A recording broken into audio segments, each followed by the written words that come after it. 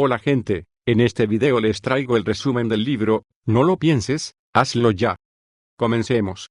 El autor, Sergio Luque, comienza el libro explorando la paradoja central de todo desarrollo personal. Cuanto más buscamos seguridad y garantías antes de actuar, más lejos estamos de alcanzar la verdadera maestría vital.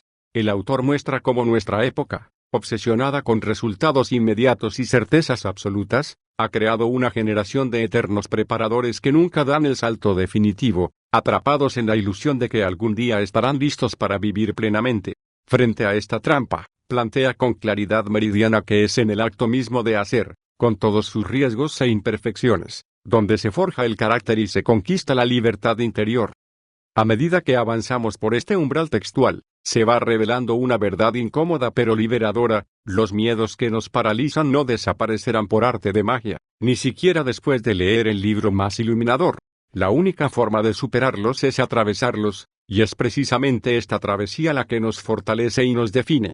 El autor no ofrece consuelos baratos, sino algo mucho más valioso: la certeza de que en el otro lado del miedo no solo está el crecimiento, sino una versión de nosotros mismos que no podríamos haber imaginado desde la seguridad de nuestra zona de confort.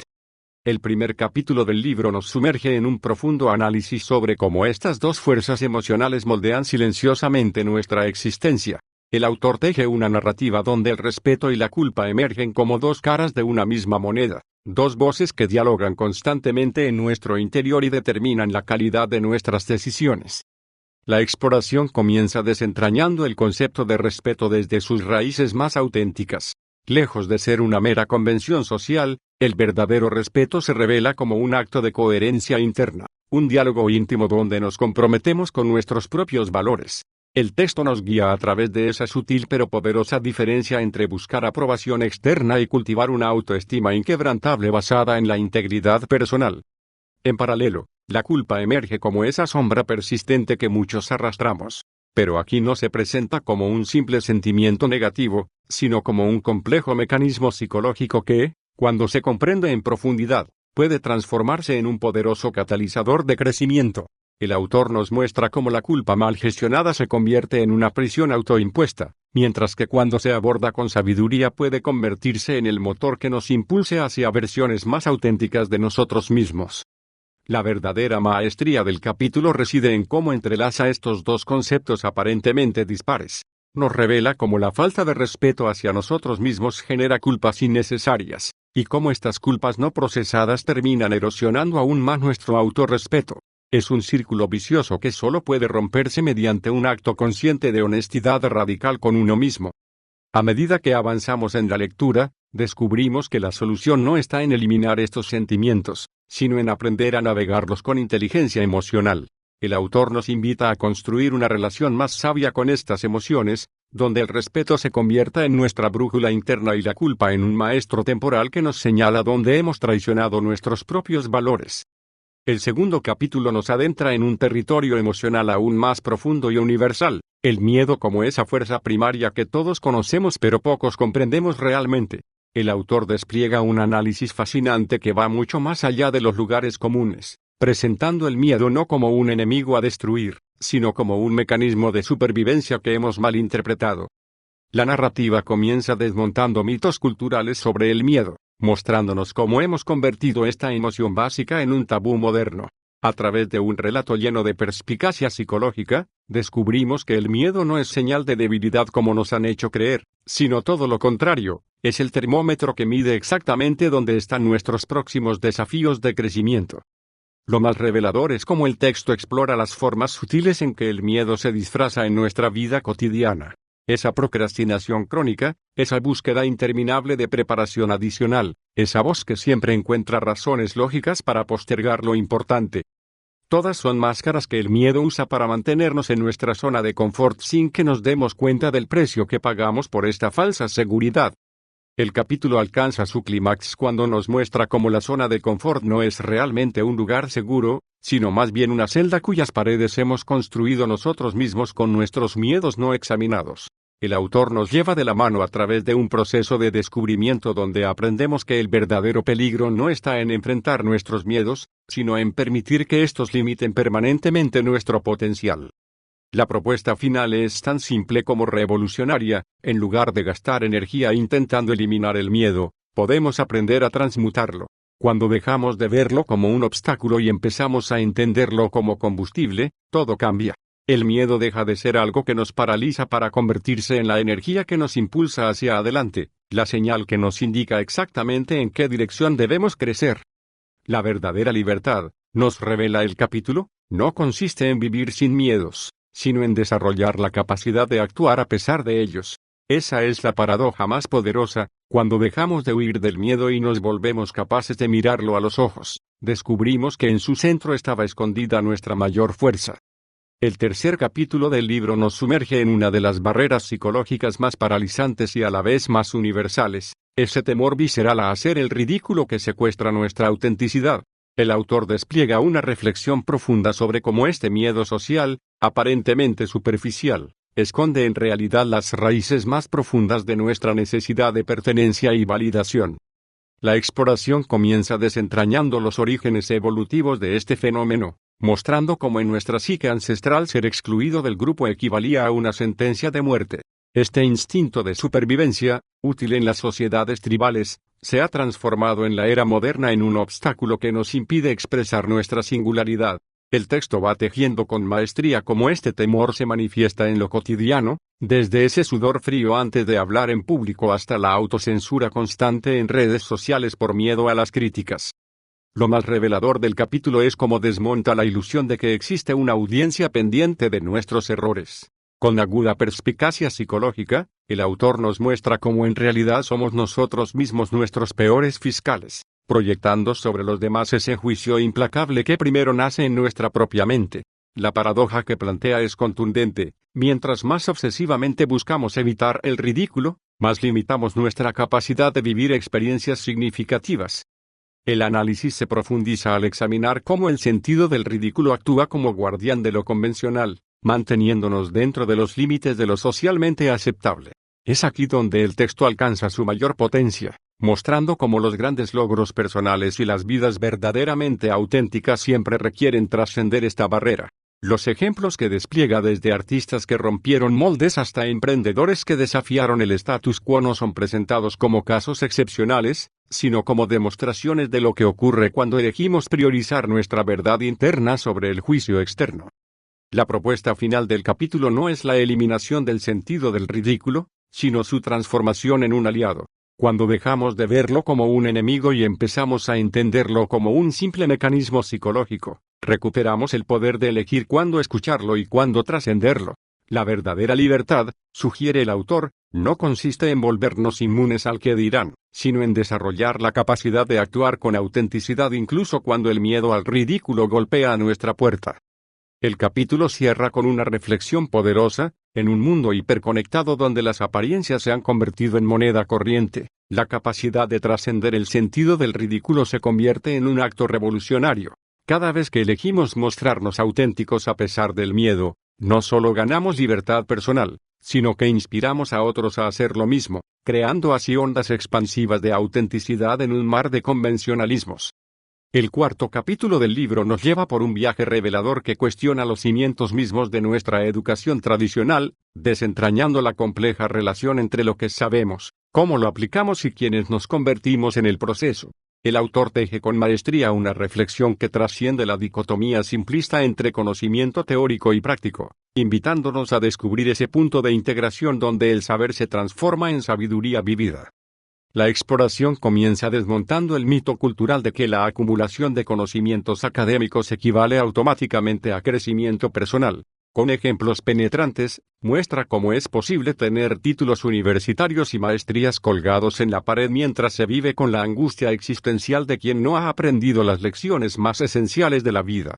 Esta crítica no es contra la educación formal, sino contra la ilusión de que los diplomas por sí solos pueden darnos esa plenitud que tanto anhelamos. El análisis se profundiza al examinar cómo nuestra sociedad ha creado una peligrosa escisión entre el mundo de las ideas y el territorio de la experiencia directa. El autor nos guía a través de esa brecha dolorosa donde muchos se encuentran atrapados, saben conceptualmente cómo deberían vivir, pero no logran traducir ese conocimiento en una existencia auténticamente satisfactoria. Aquí emerge con fuerza el concepto de actitud como ese puente fundamental entre lo que comprendemos intelectualmente y lo que encarnamos en el día a día. Lo más transformador del capítulo es cómo redefine la noción misma de conocimiento, mostrando que la verdadera maestría no se mide por lo que hemos memorizado, sino por cómo hemos permitido que lo aprendido nos transforme desde adentro. El texto va revelando que los momentos de mayor plenitud en la vida no suelen coincidir con los de mayor acumulación de datos, sino con aquellos en los que logramos alinear perfectamente lo que sabemos, lo que hacemos y lo que somos. La reflexión alcanza su clímax al plantear que la educación auténtica, aquella que conduce a la plenitud, no puede limitarse a transmitir información, sino que debe incluir necesariamente el desarrollo de ciertas actitudes fundamentales, la curiosidad como estilo de vida, la humildad para reconocer lo que no sabemos, el coraje para cuestionar lo establecido y la perseverancia para seguir aprendiendo incluso cuando las respuestas se hacen esquivas. El capítulo cierra con una poderosa invitación a convertir nuestra existencia entera en un aula sin muros, donde cada experiencia, ya sea de éxito o fracaso, se convierte en material valioso para ese aprendizaje integral que trasciende las calificaciones y los currículos. La plenitud, sugiere el autor, no es el premio al que más sabe, sino al que mejor ha logrado integrar conocimiento, actitud y acción en una danza armoniosa que da sentido a cada amanecer. El quinto capítulo del libro nos sumerge en un territorio donde la resiliencia deja de ser un concepto abstracto para convertirse en una geografía íntima que cada persona debe aprender a navegar. El autor despliega una reflexión profunda sobre los cimientos invisibles que sostienen nuestra capacidad para enfrentar las tormentas de la existencia sin perder el rumbo, revelando cómo la verdadera fortaleza surge de una paradójica combinación de flexibilidad y firmeza interior. La exploración comienza desmitificando la idea convencional de fortaleza como mera resistencia física o terquedad emocional. A través de un análisis penetrante, nos muestra cómo las personas verdaderamente fuertes no son aquellas que nunca caen, sino las que han desarrollado la habilidad de transformar cada caída en un peldaño para su crecimiento. El texto va tejiendo con maestría la diferencia crucial entre la dureza superficial quebradiza como el cristal y esa fortaleza profunda que se asemeja más al bambú, capaz de doblarse ante los vientos huracanados sin romperse, para luego erguirse de nuevo. Lo más revelador del capítulo es cómo desentraña los mecanismos psicológicos que nos debilitan sin que nos demos cuenta. El autor nos lleva de la mano a través de esos patrones mentales silenciosos que minan nuestra fortaleza, la autocompasión crónica, la necesidad excesiva de aprobación, el miedo al conflicto y esa tendencia a confundir lo urgente con lo importante. Cada uno de estos elementos se presenta no como un defecto moral, sino como un hábito de pensamiento que puede ser transformado mediante la conciencia y la práctica deliberada. El análisis alcanza su mayor profundidad al examinar la relación paradójica entre vulnerabilidad y fortaleza. Contrario a lo que dicta el sentido común, el texto muestra cómo la capacidad de reconocer nuestras limitaciones y pedir ayuda cuando es necesario no es signo de debilidad, sino de una fortaleza madura y bien cimentada. Esta sección del capítulo resuena con especial fuerza al revelar que los seres humanos no estamos diseñados para ser fortalezas aisladas, sino para fortalecernos en red, apoyándonos unos a otros en nuestros momentos de flaqueza. La parte final del capítulo despliega una visión alquímica de las crisis personales, mostrando cómo los períodos más oscuros de nuestra vida pueden convertirse si los abordamos con las herramientas adecuadas en los crisoles donde se forja nuestro carácter. El autor evita cuidadosamente los clichés del pensamiento positivo barato, reconociendo el dolor genuino que acompaña a las adversidades, pero al mismo tiempo señalando cómo ese mismo dolor puede convertirse en el combustible para nuestra transformación. La conclusión a la que nos lleva el capítulo es tan esperanzadora como exigente. La fortaleza personal no es un don que algunos poseen y otros no, sino un músculo espiritual que se desarrolla mediante la práctica consciente y la voluntad de mirar de frente a nuestras propias limitaciones. En este sentido, cada desafío que la vida nos presenta se convierte en un gimnasio existencial donde podemos ejercitar esa fortaleza que ya existe en estado latente dentro de nosotros, esperando ser despertada y cultivada. El sexto capítulo del libro nos transporta a un territorio donde lo más cotidiano, el simple acto de respirar y alimentarnos, se revela como un mapa secreto hacia nuestro equilibrio integral. El autor teje con maestría una reflexión que trasciende lo fisiológico para mostrarnos cómo estos procesos aparentemente automáticos encierran las claves de una existencia más consciente y plena.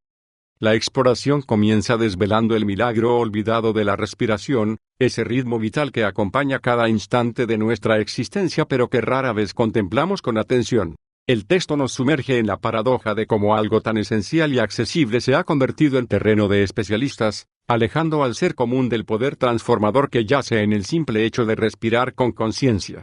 A través de un relato que combina sabiduría ancestral y neurociencia contemporánea, descubrimos que la calidad de nuestra respiración no solo afecta a nuestro organismo, sino que moldea literalmente nuestra percepción de la realidad. El análisis se profundiza al conectar este hilo con el tema de la nutrición, mostrando cómo en nuestra era de abundancia material hemos creado una hambre paradójica, comemos más pero nos nutrimos menos.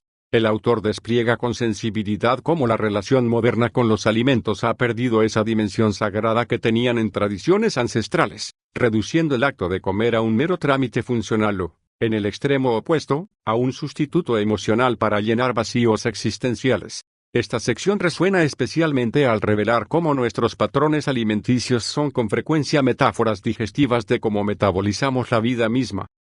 Lo más revelador del capítulo emerge cuando estos dos hilos, respiración y nutrición, comienzan a entrelazarse en una danza de significados. El texto nos muestra cómo ambos procesos representan nuestro diálogo más íntimo con el mundo exterior. El aire que inhalamos y los alimentos que ingerimos son los puentes materiales a través de los cuales el cosmos se convierte en parte de nosotros.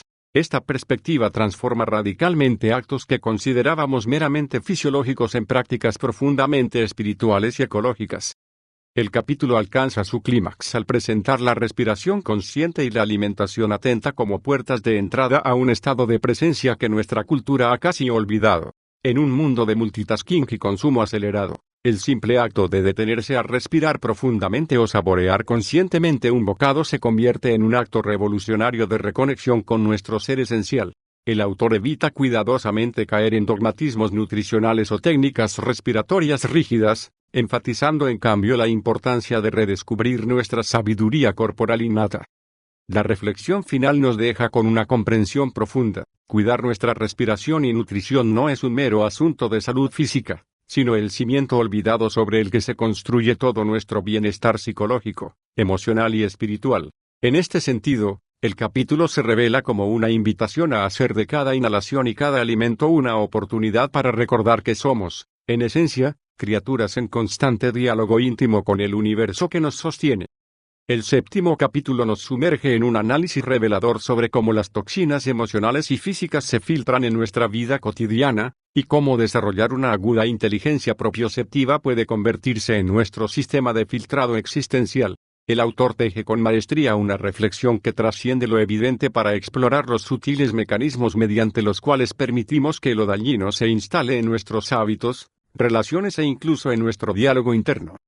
La exploración comienza desentrañando las múltiples caras de la toxicidad moderna, que ya no se limita a sustancias químicas o alimentos procesados, sino que se extiende a esa contaminación silenciosa de relaciones vampíricas, información distorsionada y autocrítica destructiva. El texto va mostrando cómo, en nuestra búsqueda de conexión y plenitud, muchas veces terminamos enredados en dinámicas que más que nutrirnos, nos van desgastando gota a gota, como plantas que en lugar de recibir luz solar, absorben sin darse cuenta la radiación de pantallas y expectativas ajenas.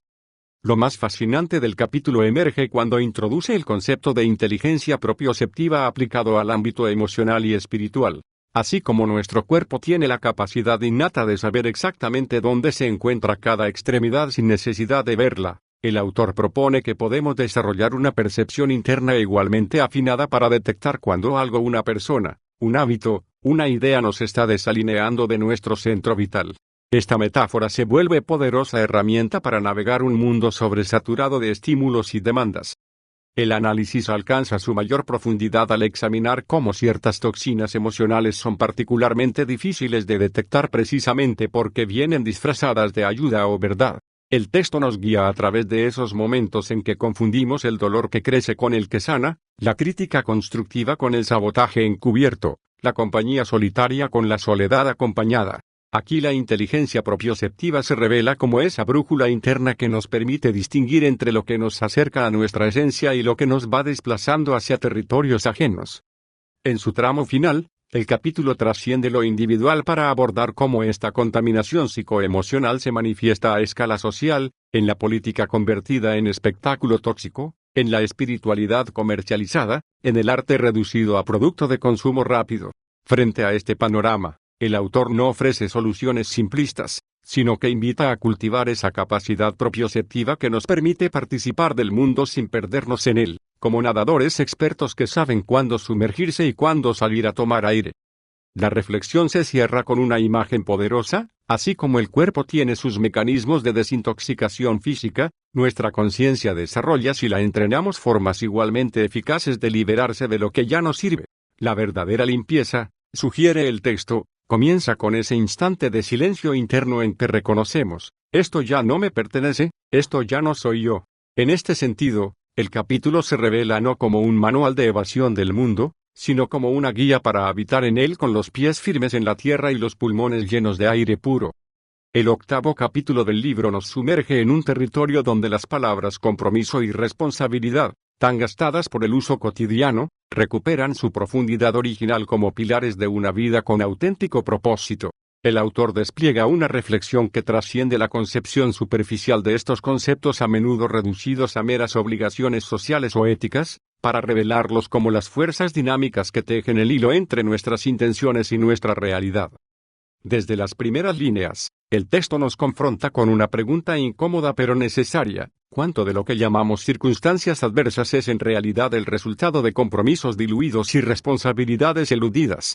La exploración no apunta a culpar, sino a iluminar ese espacio de libertad interior donde, incluso frente a limitaciones externas, siempre queda margen para elegir cómo respondemos. El autor teje con maestría la idea de que el compromiso genuino no nace de la presión externa, sino de una alineación íntima con lo que verdaderamente nos importa, aquello por lo que estaríamos dispuestos a pagar un precio. A medida que avanzamos, el capítulo profundiza en la paradoja central de la responsabilidad. Mientras la cultura moderna la enmarca como una carga, el texto revela que es precisamente al asumirla cuando conquistamos nuestra verdadera agencia. A través de ejemplos cotidianos, desde el cumplimiento de una promesa trivial hasta la perseverancia en proyectos vitales, descubrimos que cada acto de responsabilidad es un ladrillo en la construcción de nuestra identidad. La falta de compromiso, en cambio, no nos libera como imaginamos, sino que nos debilita, erosionando la confianza en nosotros mismos y en nuestras capacidades. Uno de los pasajes más luminosos del capítulo examina cómo el miedo al compromiso, esa tendencia a mantener puertas abiertas por si algo mejor aparece, puede convertirse en una trampa existencial. El autor muestra con perspicacia psicológica que, lejos de garantizarnos libertad, esta actitud nos condena a una vida de superficialidad, donde ninguna semilla llega a echar raíces lo suficiente como para florecer. La verdadera plenitud, sugiere, no está en evitar ataduras, sino en elegir con sabiduría aquello a lo que vale la pena atarse. El análisis alcanza su mayor hondura al conectar estos conceptos con el tema de la autenticidad. Asumir responsabilidad por nuestras elecciones, incluyendo los errores, no es un acto de masoquismo moral, sino el único camino para dejar de vernos como víctimas pasivas de un guión que no escribimos. Aquí el texto resuena con fuerza: cada vez que culpamos a factores externos por nuestros fracasos o insatisfacciones, renunciamos al poder de cambiar nuestra historia. La responsabilidad, entonces, se revela como el antídoto contra la vida en piloto automático.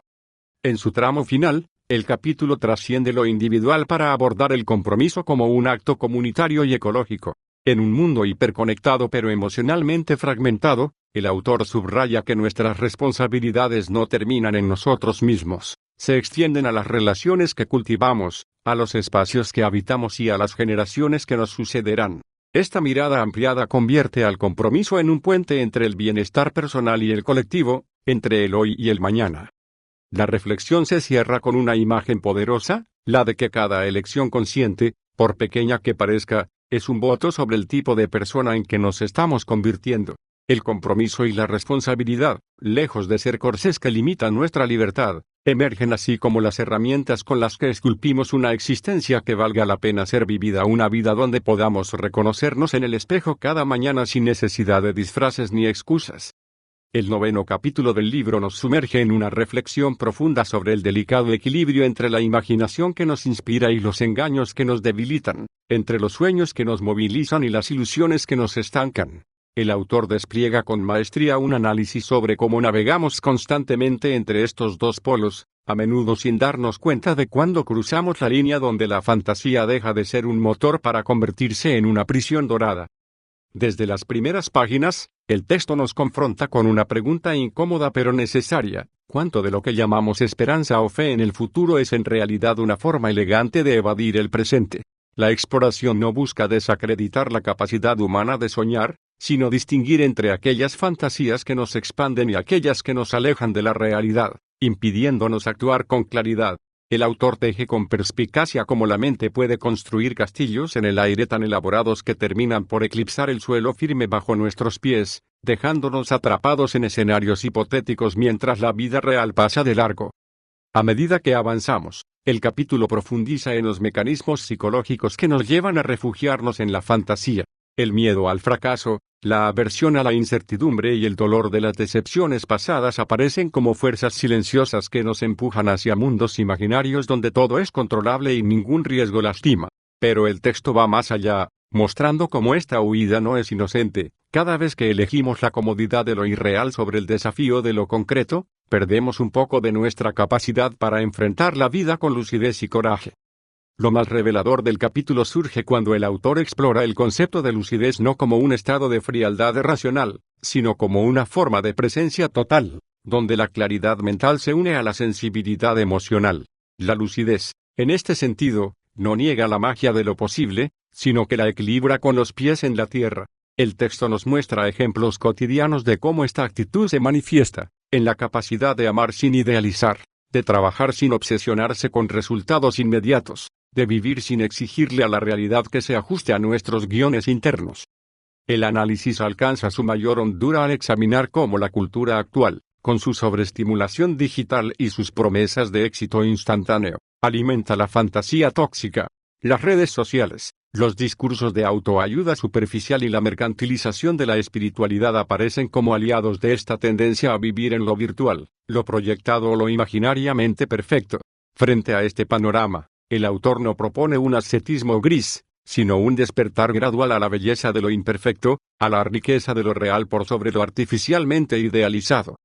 En su tramo final, el capítulo trasciende la crítica individual para abordar cómo esta dicotomía entre fantasía y lucidez se refleja en el tejido social.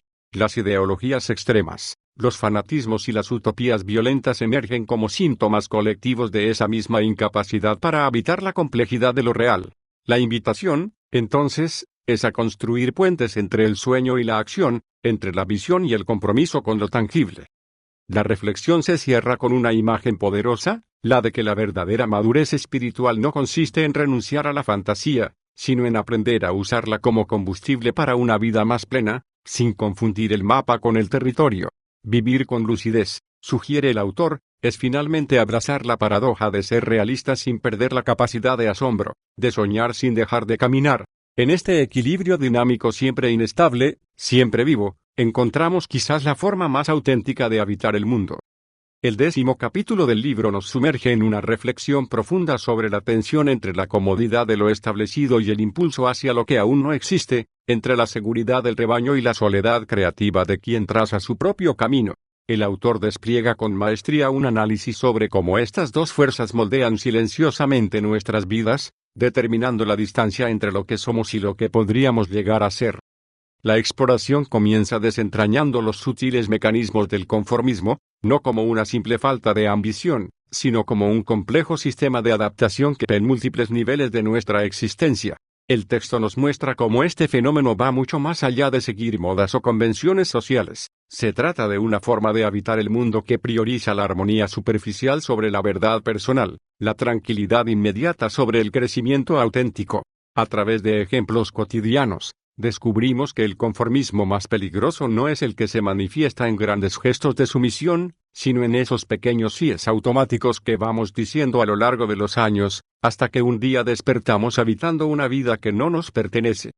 El análisis alcanza su mayor profundidad al examinar la relación paradójica entre objetivos personales y presión social. El autor nos guía a través de esa zona gris donde muchos quedan atrapados, persiguiendo metas que parecen propias pero que en realidad han sido internalizadas desde el exterior. El texto revela con agudeza cómo incluso en nuestros sueños de éxito puede esconderse un conformismo disfrazado, cuando adoptamos sin cuestionar los parámetros de logro que la familia, la cultura o el mercado nos imponen. Esta sección resuena especialmente al mostrar que los objetivos verdaderamente transformadores son aquellos que nos sacuden por dentro antes de impresionar a los demás. Lo más revelador del capítulo emerge cuando el autor explora el vínculo entre conformismo y miedo a la libertad. A través de un lente psicológico y existencial, descubrimos que la resistencia a fijar objetivos auténticos no suele provenir de la pereza, sino del terror sagrado que provoca asumir plena responsabilidad sobre nuestra propia existencia. El texto va tejiendo la idea de que establecer metas verdaderamente personales equivale a declarar nuestra singularidad ante el mundo, un acto que inevitablemente nos expone a la crítica, al fracaso y a la soledad del pionero. El capítulo alcanza su clímax al presentar el antítesis del conformismo no como la rebeldía adolescente, sino como esa madura capacidad de escuchar el mundo sin perder la conexión con la propia voz interior. El autor evita cuidadosamente los clichés de la autoayuda superficial, mostrando que los objetivos valiosos no nacen del mero deseo de ser diferente, sino de ese lugar profundo donde lo personal y lo universal se encuentran. En este sentido, la verdadera originalidad no consiste en oponerse sistemáticamente a lo establecido, sino en tener el valor de crear desde una auténtica necesidad interior. La reflexión final nos confronta con una pregunta esencial: ¿cómo distinguir entre la adaptación sabia a lo inevitable y la rendición cobarde a lo evitable? El texto sugiere que la respuesta no está en fórmulas externas, sino en cultivar esa sensibilidad interna que nos permite reconocer cuando estamos traicionando nuestro potencial por paz barata. Vivir con objetivos auténticos, concluye el capítulo, no garantiza el éxito según los parámetros convencionales, pero sí asegura algo más valioso: la posibilidad de mirarnos al espejo cada noche sabiendo que, independientemente de los resultados, hemos sido fieles a esa chispa única que nos hace quienes somos. En este balance delicado entre pertenecer y trascender, entre aceptar lo dado y crear lo nuevo, el autor encuentra quizás uno de los desafíos centrales de la condición humana: habitar plenamente el mundo sin dejar que el mundo nos habite por completo. En el epílogo del libro, el autor nos transporta a una reflexión serena pero profundamente transformadora, donde el autor teje con maestría todos los hilos anteriores para revelar el tejido universal que sostiene tanto nuestro crecimiento personal como nuestro lugar en el cosmos. Lejos de ser un simple cierre, estas páginas finales se convierten en un umbral hacia una comprensión más amplia de la existencia, donde lo personal y lo cósmico se encuentran en un abrazo silencioso pero elocuente. La exploración comienza desplegando una visión del ser humano no como ente aislado, sino como expresión consciente de un orden mayor. El texto fluye con la cadencia de quien ha comprendido que nuestra lucha por la autenticidad, la libertad y el crecimiento no es un capricho moderno, sino el eco de una inteligencia primordial inscrita en la naturaleza misma. A través de imágenes poderosas: el río que encuentra su cauce, el árbol que crece hacia la luz, las estaciones que se suceden sin prisa pero sin pausa, descubrimos que nuestras aspiraciones más nobles no son invenciones culturales, sino resonancias de principios atemporales. Lo más revelador de esta reflexión emerge cuando el autor muestra cómo las crisis personales que analizó a lo largo del libro, el miedo, la culpa, el conformismo, la toxicidad, no son meros obstáculos psicológicos, sino señales de desalineación con estas leyes naturales. El texto nos guía con delicadeza a comprender que nuestro malestar existencial frecuentemente nace de intentar violar estos principios, cuando forcejeamos contra los ritmos naturales del descanso y la actividad, cuando ignoramos la ley de causa y efecto en nuestras relaciones, cuando pretendemos cosechar donde no hemos sembrado. Esta comprensión trasciende la autoayuda convencional para ubicarnos frente a un espejo cósmico donde nuestros desequilibrios aparecen como fracturas en el orden natural de las cosas. El análisis alcanza su mayor profundidad al explorar la paradoja central de la libertad humana: cuanto más nos alineamos con estas leyes inmutables, más auténticamente libres nos volvemos. El autor desmonta con paciencia la ilusión moderna de una libertad sin restricciones, mostrando cómo la verdadera autonomía se asemeja más al vuelo del ave que comprende las leyes de la aerodinámica que al capricho de quien pretende volar ignorando la gravedad. En este sentido, el epílogo revela que la disciplina personal no es una restricción, sino la puerta de entrada a una libertad más profunda y duradera.